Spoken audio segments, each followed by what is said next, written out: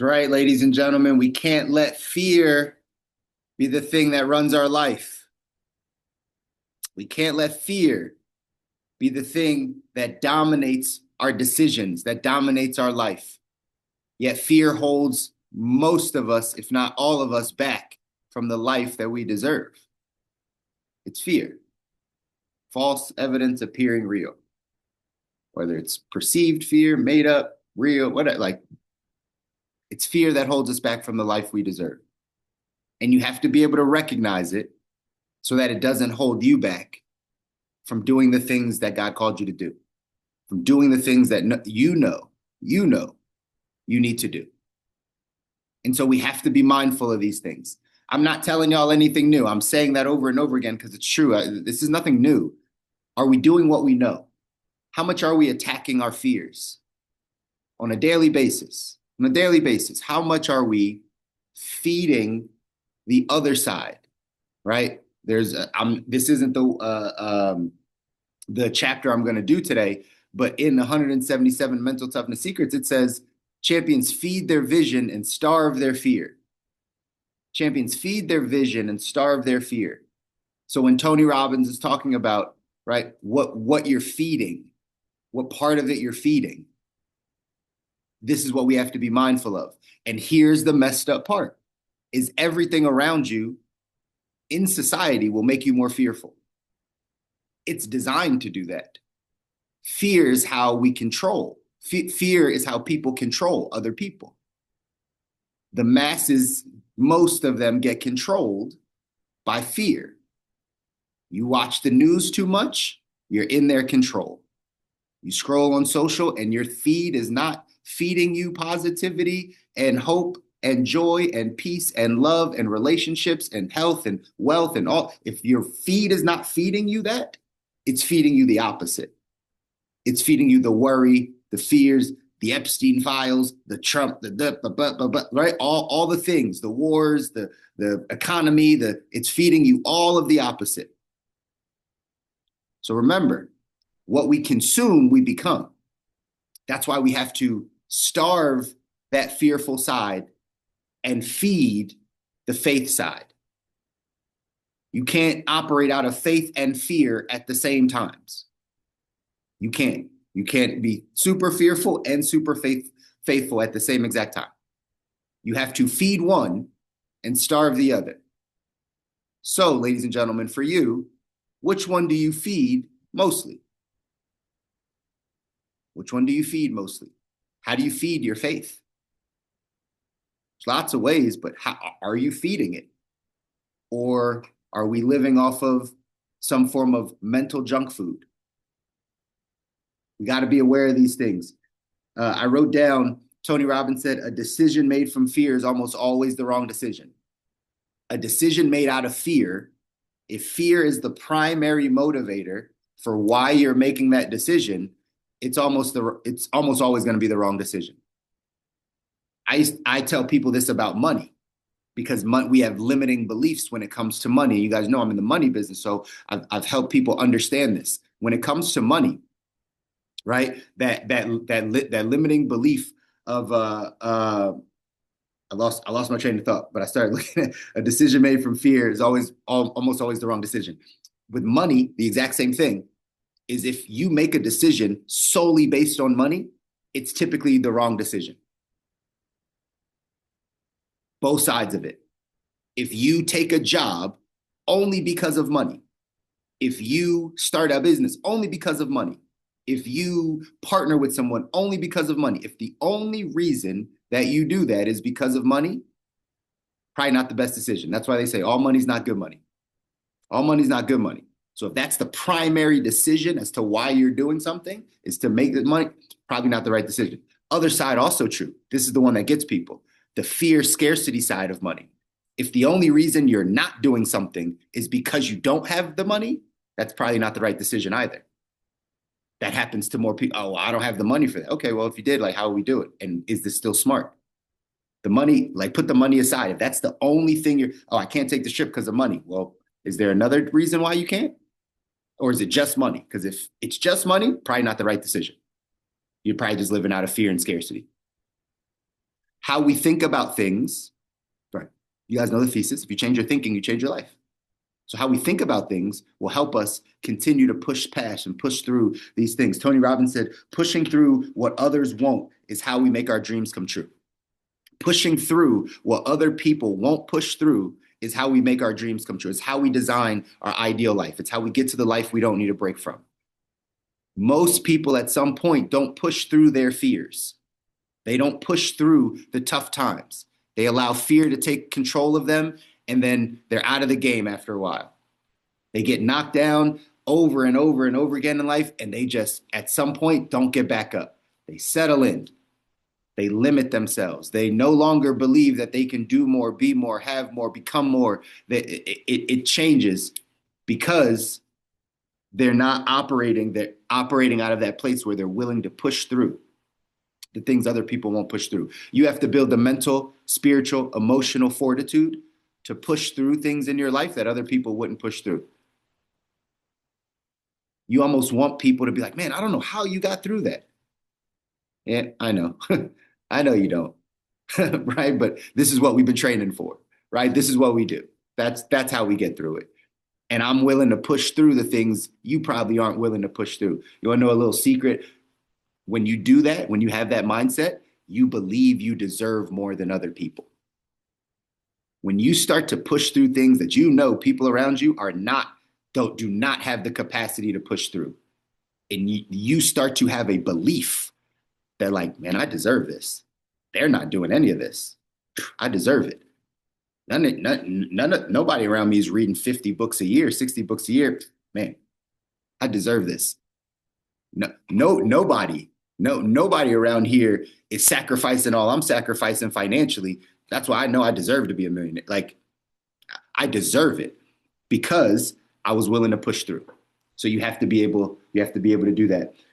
Which party are you feeding? Fear is a pattern. That's the last thing I want to say. Fear is a pattern. It's not you, it's a pattern. And we can break patterns, right? We can break patterns a ton, but you got to be aware of it first. And then you gotta be able to go in and say, you know what? I'm willing to change this. I'm willing to change this pattern. BPSC, your question, I'm gonna get to it in a second, man. In our text, the 177 Mental Toughness Secrets of the World class, number 50 says champions handle fear like a snake charmer, right? You got to be able to handle this fear. You got to be able to understand that fear is natural. It comes. Our society makes it really hard to get away from it. It's really, really difficult to be able to do that. But you got to be able to handle it. You got to be able to know that it's just false evidence appearing real. You got to be able to feed your faith side and not your fearful side. Here's what it says in the text. It says the relationship performers have with fear is a significant distinction between amateurs and professionals. Amateurs are controlled by their fears, while professionals learn to embrace fear like a snake handler holding a venomous king cobra by the neck. Champions know if they get sloppy or stop paying attention, the cobra will take their life. The great ones use the energy and intensity of fear to drive them to greater heights. They learn how to become comfortable while performing in uncomfortable states of mind. Repeated exposure to their fears systematically desensitizes them. Repeated exposure to their fears systematically desensitizes them, eventually depleting the fear. An interesting phenomenon often occurs after this desensitization process. Performers fall in love with the activity they used to fear. Suddenly, they can't get enough of the activity because it makes them feel so good. Since the beginning of public opinion polls, the number one fear among people worldwide has always been public speaking. The fear of public humiliation is too much for the ego to bear. So most people develop a tremendous fear of speaking to groups. Realizing the incredible force public speaking can be on their careers, many champions have faced this fear head on and later fell in love with the emotional high of the public speaking offers. Champions have learned emotional strength and power lies on the other side of fear. Say that again. Champions have learned emotional strength, capacity, emotional strength, and power lies on the other side of fear. On the other end of the spectrum, amateurs usually settle for short-term gains while avoiding what they fear. Ladies and gentlemen, this is just a reminder. If you want to design a life you don't need a break from, you want to go after your ideal life, you've got to learn how to overcome your fears. You've got to learn to identify them and face them head on, because on the other side of it is all of the capacity, the emotional strength, the spiritual strength, the power that you need in order to continue to push through in this journey. This is it. You've got to continue to push through the fears. When every time I read this one and it says, right, repeated exposure to your fears desensitizes you, and what happens is you fall in love with doing the thing that you just were scared of. I watch my daughter go through this all the time. It's so, like, you can see all of these things in children so much, right? Somehow we get away from being childlike, even though scripture says we should in many ways, right? But sometimes we have to go back and we have to really think, like, the essence of, like, someone growing up. I watched my daughter do this, just climbing. I think I gave this example before. I remember her climbing this obstacle course, and she had one of the harnesses on, and she got to the second to top one, and she just wouldn't go to the top. She was so scared to get to the top one. And we were, like, encouraging her and pushing her. And she, like, after a couple minutes, she finally got to the top one and then jumped down. She did that obstacle course another 72 times, right? Like, all the way up to the top and down, all the way up to the top and down. Like, it took her like 3-4 minutes just to get over that little fear of, like, let me get to the top. I don't know, it's scary up here. And then once she did it like a million more times. Like, that's literally what this is saying, how it desensitizes you. Because if you're scared of public speaking, and then all of a sudden you go to Toastmasters and you start speaking every week in front of people, after a year, you are going to feel good about speaking, and you're probably going to enjoy it because you've grown, because you've become something more. That's what Tony is talking about, how we need to become more. That's why it feels good to become more, right? Like, that's really what happens. So we got to be mindful of this. Whatever fears are holding you back from getting you to the life you deserve, one, you got to identify them. Two, you have to be intentional about going after it, like intentional about continuing to say, I'm going to face this head on. Whatever that fear is. There's fears in your relationship. There's fears of saying the wrong things, or, right, not connecting, or losing love, or, like, whatever the fears are that isn't allowing your relationship to get to where you want it to go. There's fears around your money. There's fears around your health. There's fears around you and your, like, who you are. If you're you're worthy of things. If you have, great self-worth. If you believe in yourself, like, there's fears around so much. And if we're not aware of our own, the world will start to give us more things to fear, more things to say, I'm scared of, I don't know, so they can control. That's not how we get to our ideal life. That's what we're all here for. We're all here to design our ideal life. And so if that's the case, you have to be able to manage your fears, ladies and gentlemen. The action step for today says, take inventory of your fears. Are they adult fears or adolescent fears? Adult fears are being afraid of a truck about to run you over. This kind of fear can save your life. That's why Tony Robbins said it's not about being fearless, right? You'd have been dead by now if you had no fear. You literally would have been hit by a truck or something, right? Like, something would have happened to you. But the kind of, like, the adolescent fear is being afraid of the boogeyman under the bed, or being rejected by a prospect, or embarrassed in front of a group of people like you're a child.